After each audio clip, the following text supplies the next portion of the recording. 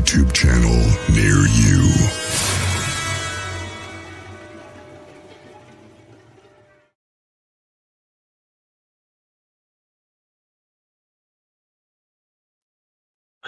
Saying hello to everybody tonight. Thanks for joining us. We've got a good show. I'm excited about this one. I mean, I like them all, but at the same time, this one's going to be really special. Say hello to people. I know I saw Roger Blair hiding in here. Roger, how you doing? Michelle's joining us.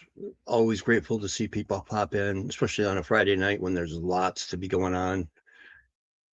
Tonight, we're not going to waste much time with introductions and hello because we will get right to this. We are blessed to have Heather with us and from Small Town Monsters, and we are going to be talking about how this amazing film, Dawn of the Dogman, came together. I'm very blessed to be a very little part of it and was amazed that I actually made the final cut. So without further ado, let's bring Heather out here and find out how this came together and how it actually wound up being a really great watch. You guys really need to pay attention to this. So, hello, Heather. Hi. Thanks for having me. I'm excited to be here and to talk to you in person. Yeah. Last time it was just a quick voiceover and stuff. So, how you doing? I am doing well. Been pretty busy here between, just family life, but also work. We're gearing up for a really large shoot that starts at the end of next week. So trying to get everything in order for that. And yeah, that's pretty much my main focus right now. Yeah, I see a lot of promotions. Looks like 2026 is going to be a big year for you guys at Small Town Monsters. Yeah.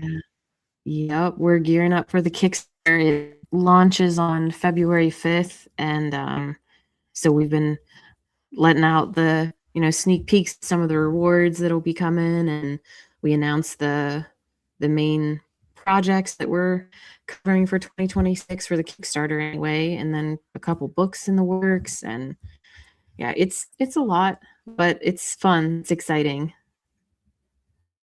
You got some fans in here, which is great to see. I really appreciate anybody joining us on Friday night.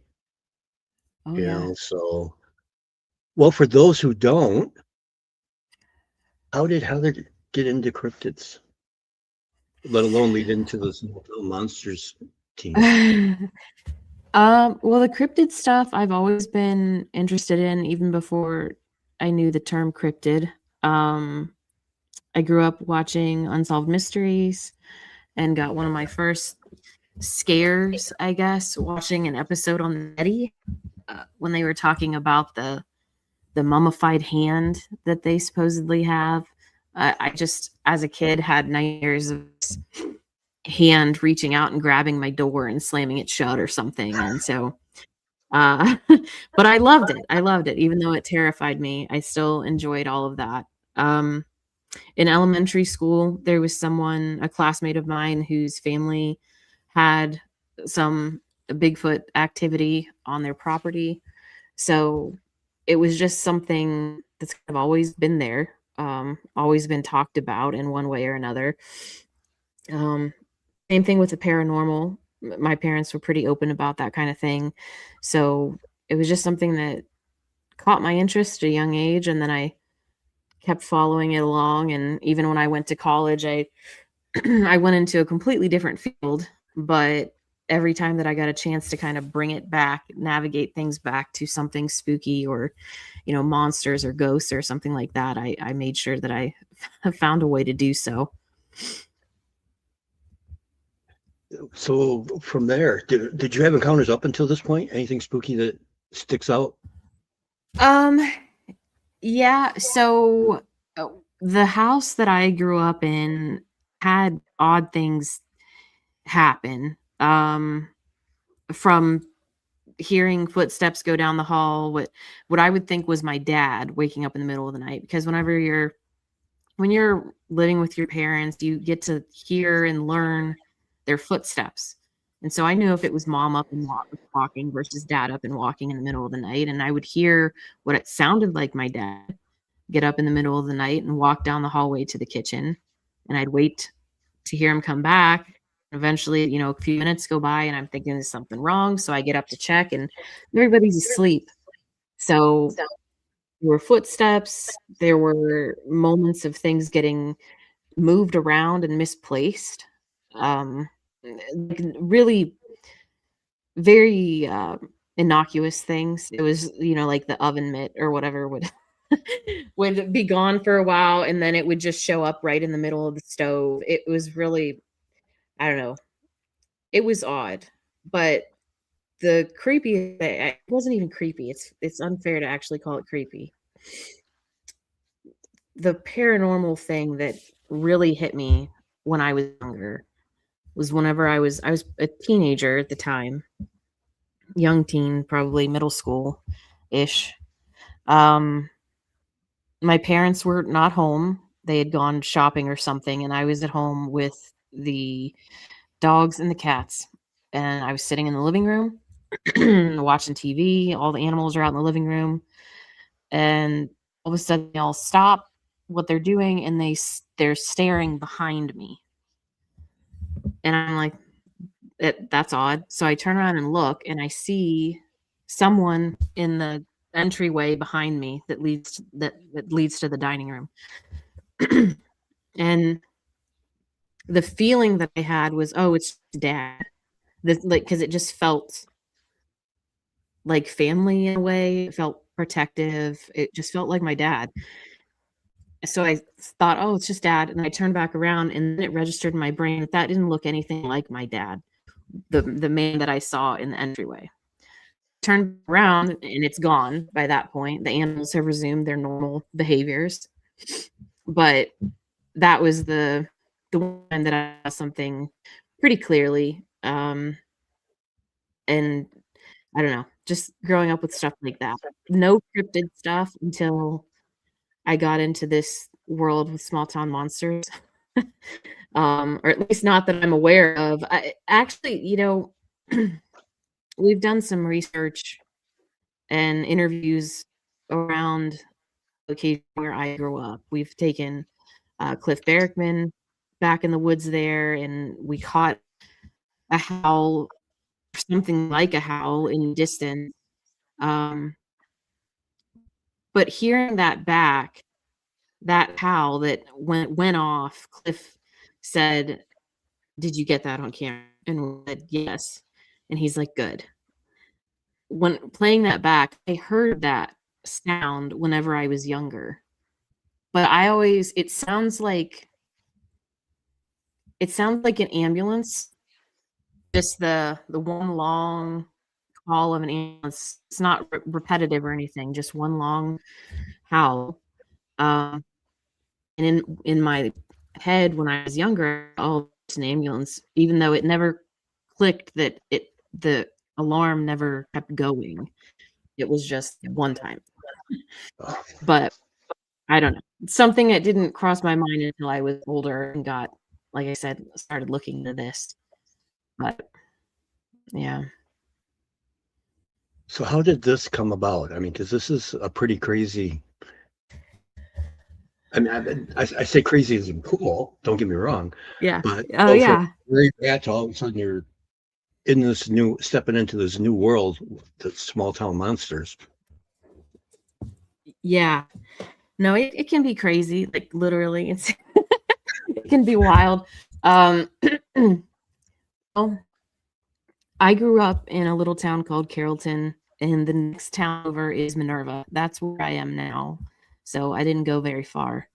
But Minerva is known for, in cryptid circles, the Minerva monster from the 70s, a Bigfoot story from the 70s, the late 70s. And when Seth started Small Town Monsters, the very first film that he made was Minerva Monster. Well, anybody that is familiar with small towns knows that something like that can't really be made without everybody talking about it. Everybody's sharing. Did you hear that there's a movie coming around about Minerva, the Minerva monster? And so that caught my attention, like, oh, somebody's made a documentary about the Minerva monster. How cool. So I watched it. And then I watched the next one, Beast of Whitehall, and I watched Boggy Creek. And then he got to Mothman of Point Pleasant. That one really stuck with me. And I actually reached out to Seth and started talking with him and told him how much I appreciate that the clear effort that he was putting into it. Not only going to these locations, but he was looking into the history and the folklore and stuff behind it. And I really appreciated that as a historian. And we just kept talking, and I kept watching what he was making. And then at one of the local premieres, because he would premiere films at the Canton Palace Theater. So I would go to see these on the big screen. And at one of them, they had a question and answer panel afterwards. And he mentioned that they would be doing the Bell Witch at some point in the near future. And the Bell Witch was actually a topic that I had been researching on my own. And so I sent him another message, and I'm like, hey, if you help on that research wise, I've already looked into it. I can, lend a hand. And he's like, yeah, let's try it out.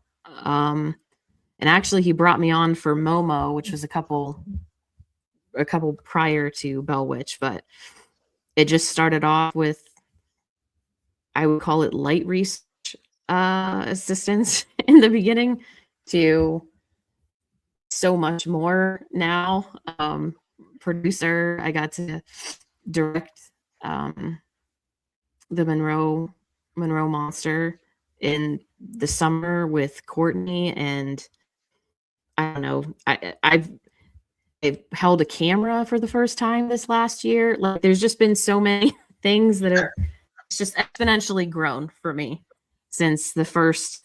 I'll do a little bit of research. I'll try to track down some names. It's just gone on and on. And we have a publishing company now that I help run, and I don't know, it's just, it's a lot, and it's really exciting, and I'm really glad that I get to be a part of it. I mean, that's a heck of a journey, especially in how many years has it been? It hasn't been that long, right?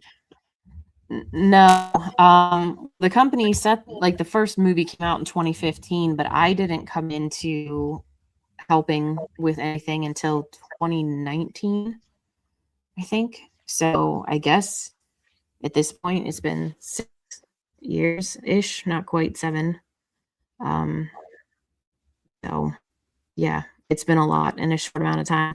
And it's wild to think back. In a lot of ways, things seem like they were yesterday, and other times certain memories are like a whole lifetime ago. It's just because of the sheer amount of stuff that we've done. And we grow every year. So it's always evolving and learning new things and meeting new people, which is my favorite part of it. Yeah, because you guys crank out the content, and it's not like the quality suffers at all. If anything, it gets better. I appreciate the more that. practice you're doing. Hey, Misty. Yeah, it's a really small crew. So, I mean, the hours you guys must put in on this are morning till bedtime? Yeah, it actually, all of this gets, it does seem like that sometimes. It's morning till bedtime. I am able to fortunately work from home a lot of the time, and that allows a flexible schedule, but it is constant stuff that we're working on, or if we're not actively working on something, we're thinking about it, how to approach something in a new way or a better way, or different camera angles that we could try. Just it's just a constantly flowing thought process, really. And there is so much to choose from.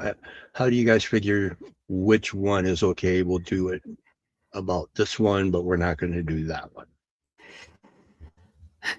Well, a lot of them are, for one, things that we've wanted to cover. So there's a handful of topics that we've wanted to cover in some format. It's just, when can we get to it? When does the schedule allow it? Kind of thing. Right now, a lot of our content is Bigfoot, and Dogman is a close second related. And a lot of that is dictated by also what our audience is receptive to. We have expanded and tried different areas. Kind of, the Bell Witch was a little bit different. Jersey Devil was a totally different cryptid. Of course, Mothman. People love Mothman. But we've tried to branch out into different things here and there to kind of test the waters a little bit. And out of this moment, some of that has not been nearly as popular. So we're trying to slowly expand, but we can't just go all in. Like, it'd really be cool to just cover any cryptid that we wanted to, but the reality is, the time and the effort we put into it when our audience doesn't want it also makes it kind of tough.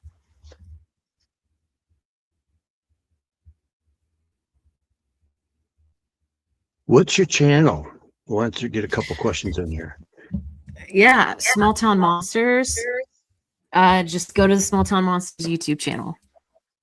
You have a personal one though too, right? I don't have a personal YouTube channel. Oh, you don't? I don't. Not a YouTube channel. I have Facebook. Mothman, for something that doesn't seem like occur very often, it seems like Mothman does get a lot of love. I mean, yeah, deep dive in that. Have you been able to hit on your dream topic yet, your bucket list topic, or is that still coming down the road? No, I think we've hit my favorite ones as of this moment. I obviously the Bell Witch from the gate was one of my favorites. Rougarou is my baby, just because of how much I got to be involved in the creation of that one. That was really special to me. I wanted us to cover Goatman, and we did get to cover Goatman. I'd love to revisit that at some point, if possible. We'll see. Wendigo, Jason Hewlett covered that for one of our specials, and that was really exciting. Because when people ask me what my favorite cryptid is, I've always gauged it off of which ones I'm most fearful of and would never want to run into. I don't ever want to see a goat man. I don't even care for goats as they are. They freak me out because their eyes are weird. So to see like one on two legs that looks murderous, I have no desire to come in contact with that. So that's why that one. Wendigo, I feel like, needs no explanation as to why it's terrifying. So that one's always been intriguing for me. Dogman's a little different. I absolutely never want to see a Dogman. And that's it. I don't hear good stories.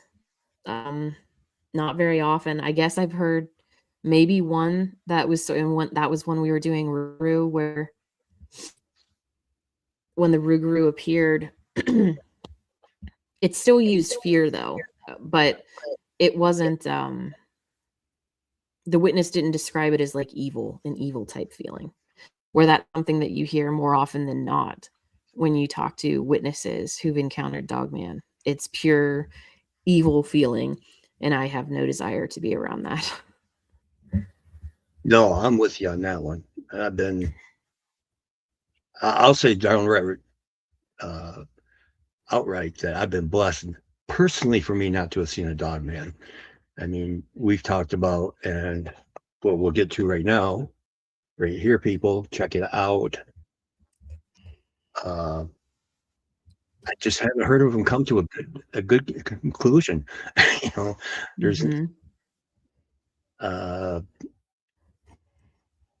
yeah, I don't want to see one. I don't want to even think I've seen one. It doesn't want to come.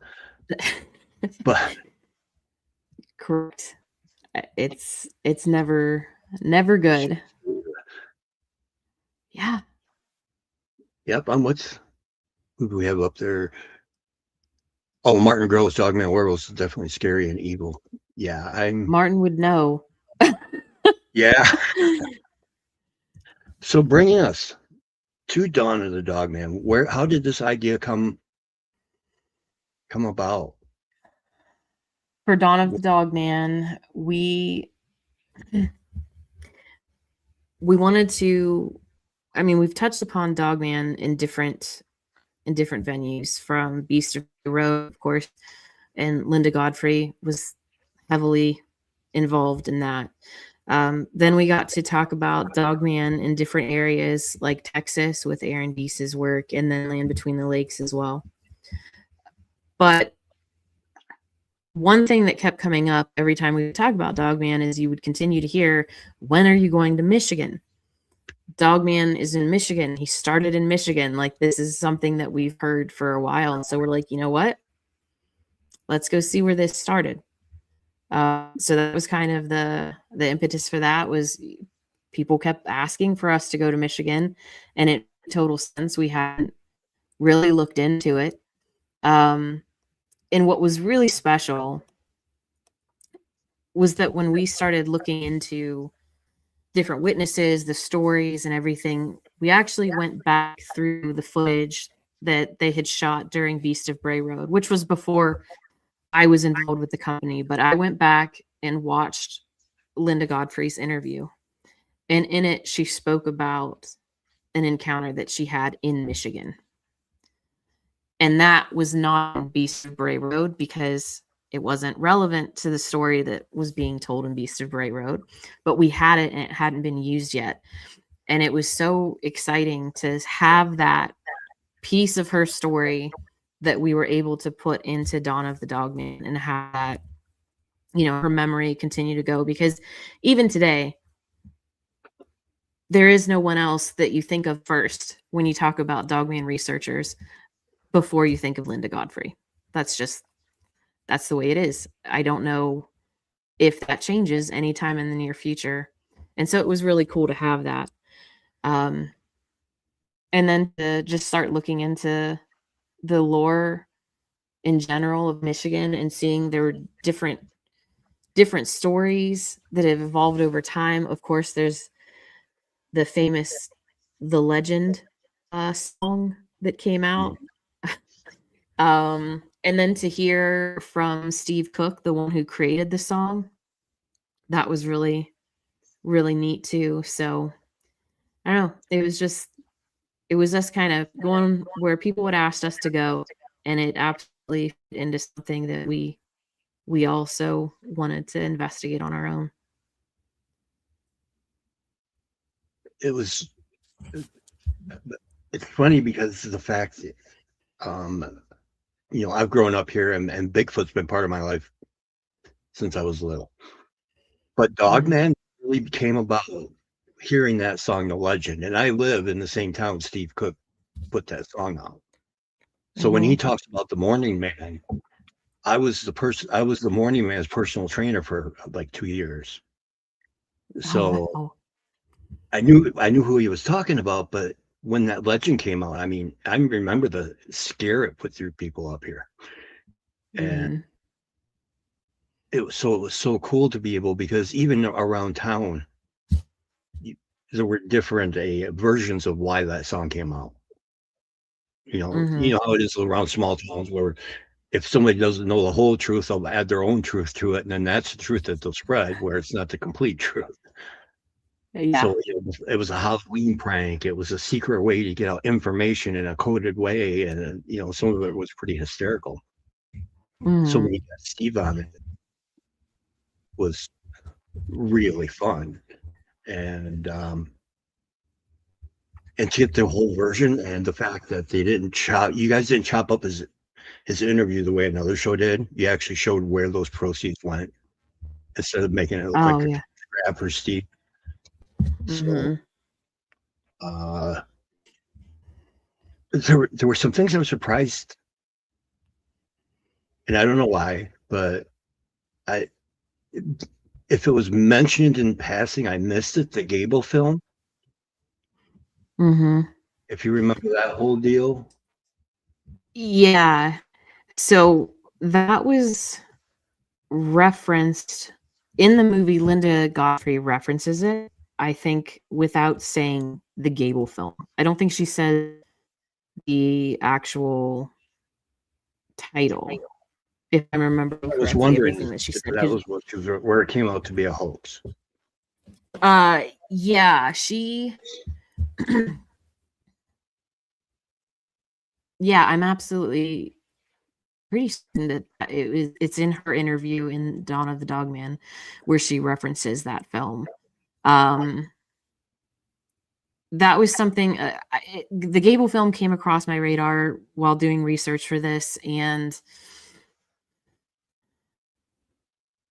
as far as everything coming together, I guess story-wise, I guess thematically, maybe for me, it didn't make sense to kind of cover that because, well, one, it's a hoax. So, I mean, there is merit to talking about that as far as that goes. I just didn't think that it made sense to put it in the film when we're trying to focus on people's actual sightings.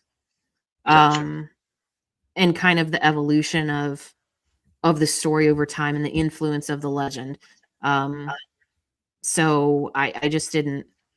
I don't know. I felt like we should sort of steer clear of it, so to speak, not out of Mhm. fear or anything like that. It just didn't, to me, it didn't make sense to include it based off of how we were wanting to showcase people's stories. Yeah, so more like you were trying to, how do I want to put this, build steam, because the Gable footage had people talking about it, but then they wound up talking about it for the wrong reason. So you were building Yeah. steam on credible accounts. Yeah. It's like I said, we've talked about, I mean, some of the films there's been discussion of hoaxes, like in Momo.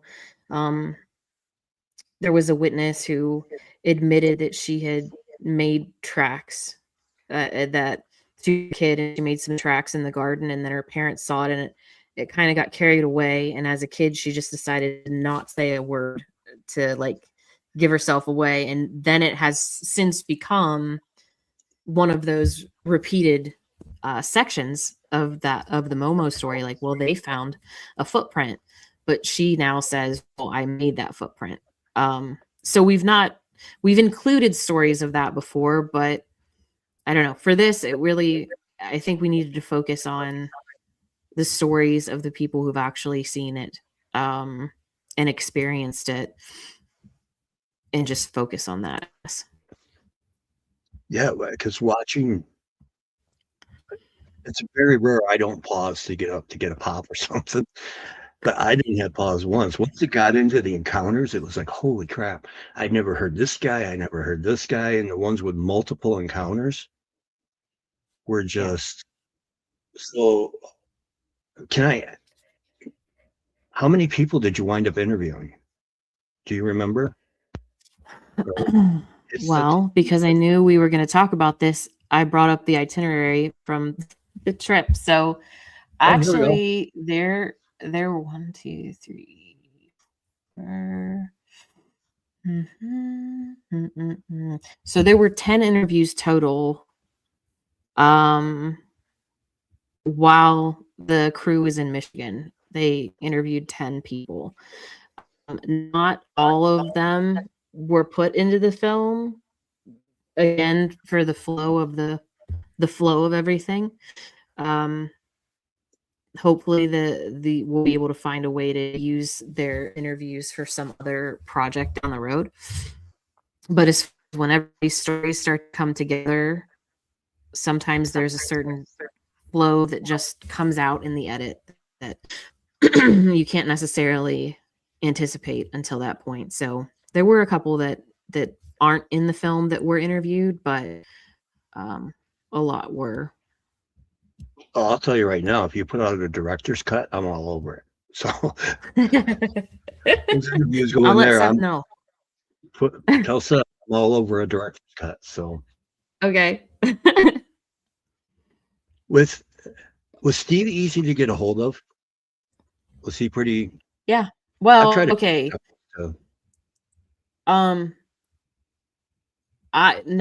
Yes, he was once the initial thread was made there, the initial connection. I ended up reaching out to a local radio station that he had once worked at and said, "Hey, I'm trying to find him. Can you help me?" And they must have sent my message on to him, because the next thing I knew, his email was in the inbox. He said, I heard you're trying to get a hold of me." I'm like, "Actually, yes, I am. I am trying to get a hold of you.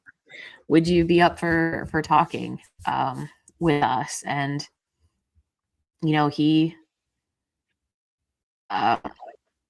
his big thing is that with all the, I guess, success from that particular song, his big thing is that while talking about this, ultimately what he wants for people to care for local animal shelters, take care of, local rescues and things like that. And so that was, he mentioned how he's done fundraisers and stuff for that particular thing, local shelters and rescues, how that has kind of been what he's decided to do with the fame from that particular song. Yeah, and that's so he had retired at that point when you guys talked to him? I guess. I don't know. I didn't ask him what he was doing now. Gotcha. But I don't think he's at that radio station any longer. So I don't know. Oh, gotcha. Because like I said, the radio station is like right here, 2 miles from my doorstep. So, and yeah, they showed his retirement party. So and they showed a clip of where all of a sudden in walks the Dogman with a retirement cake, and they bang on Steve's door for to show for legends. So it was. That's great. Did he have any misgivings about doing this at all? Because I know the last show he did kind of really, I guess you would say, almost throw him under the bus instead of doing the opposite. No, not really, because when I approached him and explained what we were doing, the way that we were going about it, as far as just matter of fact, you can tell us whatever you want as far as the creation. We're not asking for you to say that this was real, or that you found actual documents that listed all of these particular sightings that you put into the song. Just tell us your story, the creation of it, and the influence that it's created on the community since then. And he also, when it comes to talking to witnesses or getting researchers, experts, whomever on camera, one thing that I am very fortunate to be able to fall back on is to send links to what we do, so that he could see how we portray people, I guess, is in that they are who they are, and there's not a spin on anything. And that helps tremendously, especially for people who have been burned from other programs, when they can see what we do and see that we're not manipulating people's words or having some sort of agenda.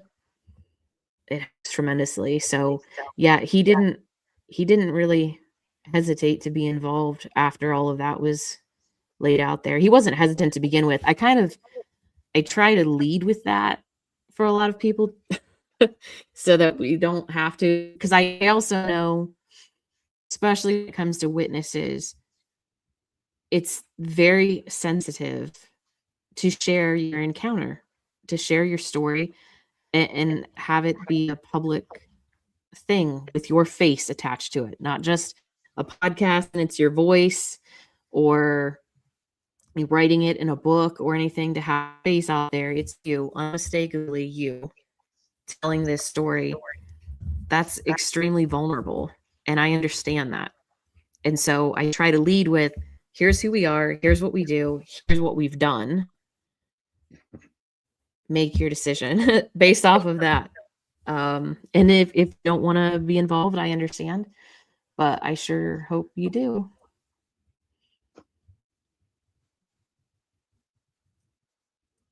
The Daily Dose says, and she's going up there, it must make it difficult to get people to do interviews because how many platforms, even Netflix and Hulu, tend to make a mockery of people for sharing their stories. And yeah,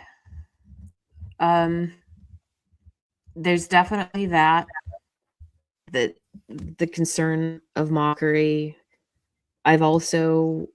We've had witnesses that have been reluctant to talk to us because they did talk to some of the major networks, whatever. And there was one woman, she had a Dogman encounter story in Pennsylvania, actually. She was reluctant to talk to us at first because she said she didn't want to sign away her story. I said, what do you mean? And she said, well, the last time she was on a show, or they tried to get her on a show, they wanted her to sign away the rights to her story. As in, you tell the story to us, it is now ours. You cannot say it that way again. It's ours. Like, we own it. And to me, that's absurd. And that's not how we work. But I've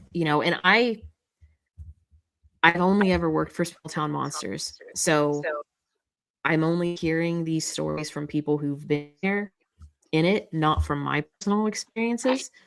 But when witnesses continually, this comes up where people are either just fearful because of what they've seen on TV or have had bad experiences, then, it makes me very sympathetic to the witnesses that are nervous, because wouldn't you be?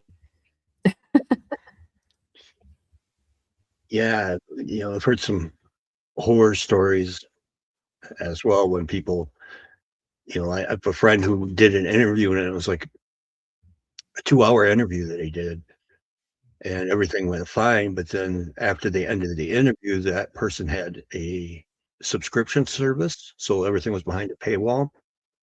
And basically went 180 on him and everything was burned him behind the paywall.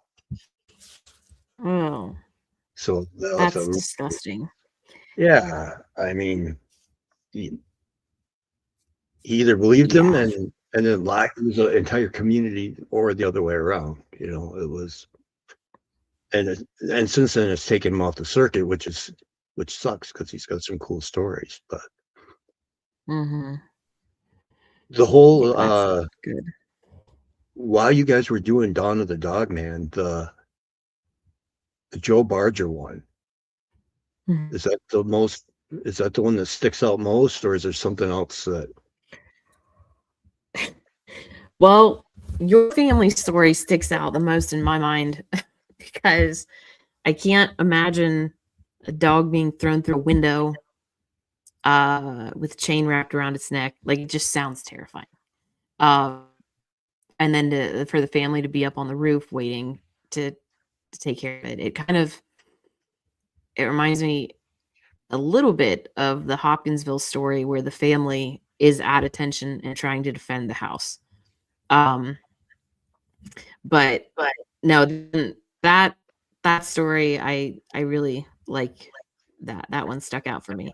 Of course, Joe's story is one that has been covered in different mediums but it was nice to have him be able to sit and openly discuss it. Again, without the edits to tweak it to make it different than what it was. And Joe was a really nice guy. I got to talk to him on the phone a few times, and in general, he just sounds really cool.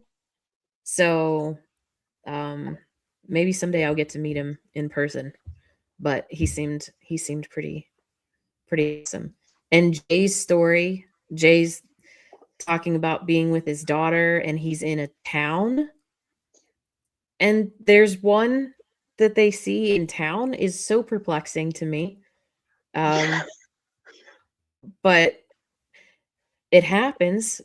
Like, it's just it's weird. That's what kept coming up with the Michigan stuff, was just how weird some of these were.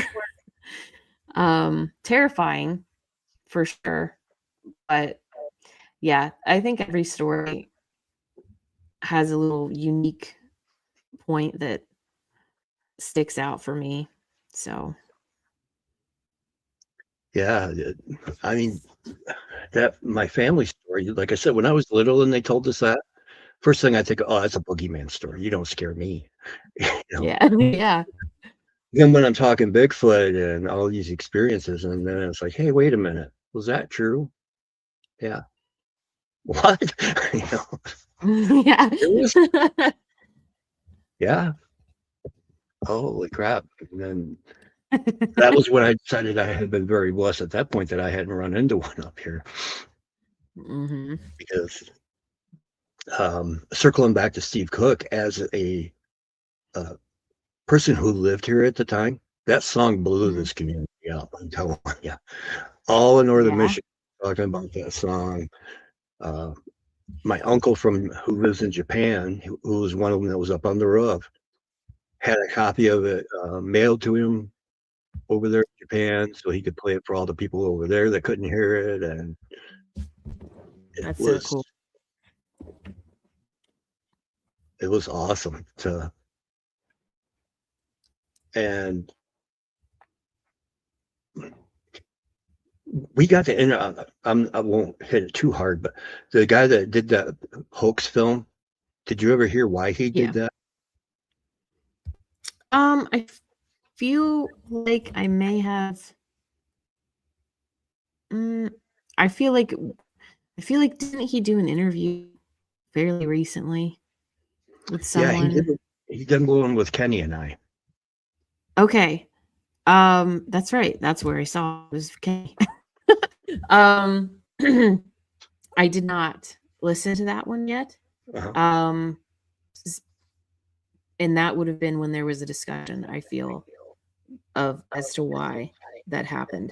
So no, thinking back on it, I came across it. I found out that he did it.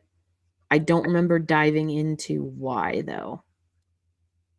He wanted to, because he was waiting for in 1997 for that song to reignite because of that 10-year cycle. Mm-hmm. It didn't. So when 2007 rolled around, he wanted to reignite the cycle so the song would get more appreciation. Gotcha. So he was hoping to, I mean, according to him, to draw more attention to the song. So gotcha. But yeah, I've seen the film. The running on all fours I don't like it. No. It looks scary. I mean, he did a good job of making it look creepy, as far as that goes. So no, well, when I watched it first time I saw it, I went fake, and only because I raised wolf hybrids for several years. And so when his hind end came up to jump, I went, okay, that's a human. Because the wolf's hind end squat and the front end moves. But anyway, did you guys interview Linda Godfrey the same way you did us in a black background, or was that edited in? Because to me, it looked like it was right there, right now in the same building. Yeah. Well, I wasn't there for Linda's interview. I actually never got to meet her, which I'm very sad about. But her interview that I saw in our archives, that was the background that they used. They used dark backgrounds for or he'd used dark background for Beast of Bray Road for some of the interviews, but yeah, that's what hers was like. I think the only difference, if I'm remembering correctly, is that you guys had the little lantern or something like that in some of the scenes where she doesn't. I don't remember her having any particular light next to her, but yeah, it ended up fitting really well. Yeah, it was great, and the way the crew treated me down there was they were very nice and spent a lot of time with me after Yay! the interview. And but I have to admit, driving as remote as that was, I'm sitting there thinking, if I hear one banjo note, I am out of here. You know, I back heard that from everybody because everybody because I was talking with the interviewees before and after, as you know, the actual interview itself, because I wanted to make sure that everybody got there and then that it went okay. And everybody that came to that house said the same thing. So it must have been really bad because that's not something that normally happens where everybody that shows up has something to say about the location, but everyone mentioned how creepy the place was. it was, and then when you walk in and you're talking for it, and it's like, okay, now we're going in the basement. What do you mean basement? Yeah. Yeah. I know how these horror movies works. That's right. Yeah. Yep. And there's a whole group of people there. Exactly. I all got cameras, and then this is going to come up on the internet 7 years after I went missing. Yep. Oh, it was great though. So, how can people find this? How can they order it? Okay. So for Dawn of the Dogman, one, you can order physical copies from the Small Town Monsters web store. Just go to smalltownmonsters.com and go to the shop. It is currently on Amazon Prime, Apple TV, Google Play. It will be on Tubi soon. End of the month. I don't have an exact date right now, but end of January it's going to be on Tubi. So it will be out there. At some point it will probably be on YouTube as well. So you'll be able to find it. It's great. I don't watch many movies twice, and it's not because I had an interview. It's because it's storyline is just great. The way you put it together, the way you tie it up with kind of leaving it up to people how they want to feel about it, and could there be a potential of instead of Dawn of the Dogman, Dusk of the Dogman coming up? Ooh, well, I like that. I like that title. We do have Dogman Legacy that will be coming here next in this year, 2026, as part of the Kickstarter. So we are covering Dogman again, and Dogman Legacy is going to be a broader look. And it's going to coincide with Aaron Deese's next book, Dogman Legacy, as well. And Michigan might make an appearance in that. I can't guarantee it. Aaron's still working on the book, and we're still figuring out some stuff for the movie itself, but there's going to be multiple locations. It's not just going to be one particular area. We're going to cover a lot of ground with that. So is there I got to ask on a personal note, is there a Bigfoot of Michigan coming up anytime soon or being thrown around? Okay, so we did Monroe Monster, which is just lower Michigan. It's just right over the border from Ohio. I know, so yeah, so we did that. And we have been up there when we have been doing the Heartland Sasquatch series that is on YouTube as well. We were in Michigan for a little bit of that. I am sure we will be back. I'm positive we will be back. We already have some ideas, not concrete enough for me to say what they are, but we do have things that we are absolutely thinking about and hoping, very close to planning on doing. Okay, because I may know a spot or two involving some sandwich spread that. Yeah. Just kidding. Anyway, we got somebody following us, so would you be able to hang out backstage for just a minute while I close her up? Yeah. Thank you so much for coming on. Yeah. People, Thanks for watch having this me. show. Find it. Yes, Heather gave please. you this Yeah. ideas. Go see it. Check out the Kickstarter for. That's right. We got to help any way we can because the content they are pumping out is amazing. And imagine if they had a bigger budget to do it with, it would be even better. So, got to be able to help them. Okay, I'll talk to you in just a minute. Thank you so much. Yeah. All right, everybody. Thank you so much. Please show Heather love. Go over, buy the movie, rent the movie, whatever we need to do.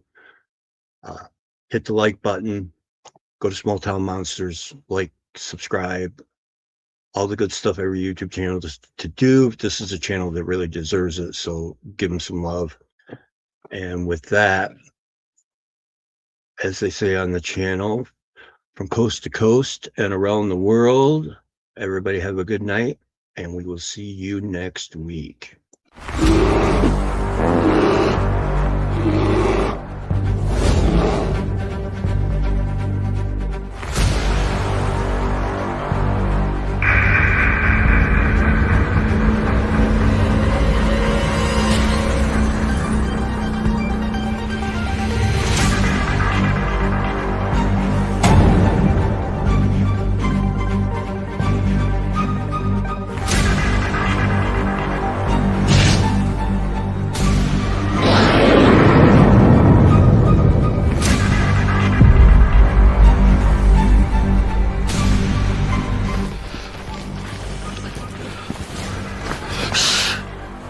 It's a grizzly. Should we get out of here? No, we're gonna watch and listen.